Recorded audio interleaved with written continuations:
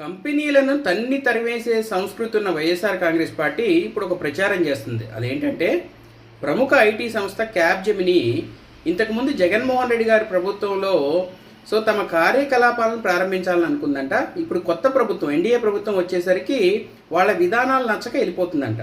అసలు కొత్త ప్రభుత్వము ఏర్పడి ఎన్నాళ్ళు అవుతుంది? 3 వారాలు. ఈ 3 వారాల్లో క్యాప్జెమిని ప్రభుత్వంతో విధి విధానాల గురించి ఏం డిస్కస్ చేసింది, అసలు ఎందుకు వెళ్ళిపోదాం అనుకుంది, అసలు నిజంగా వెళ్ళిపోదాం అనుకుందా లేదా, ఇవేమీ తేలకుండానే వైఎస్ఆర్ కాంగ్రెస్ పార్టీకి చెందిన మీడియా, సోషల్ మీడియా ఇలాంటి తప్పుడు ప్రచారానికి తెగబడ్డారు. ఒక్కసారి గమనించండి, కంపెనీలను తన్ని తరివేసే సంస్కృతి వైఎస్ఆర్ కాంగ్రెస్ పార్టీది కదా. కంపెనీలు ఎవరన్నా పెడతామని వస్తే అందులో వాటాలు అడుగుతారన్న ప్రచారం అయితే అందరికీ తెలిసిన విషయమే కదా. కంపెనీలను బతిమిలాడి తీసుకొచ్చే సంస్కృతి చిన్నగా చంద్రబాబు నాయుడు గారి ప్రభుత్వానికి ఉంది కదా. మరి ఈ ప్రచారాన్ని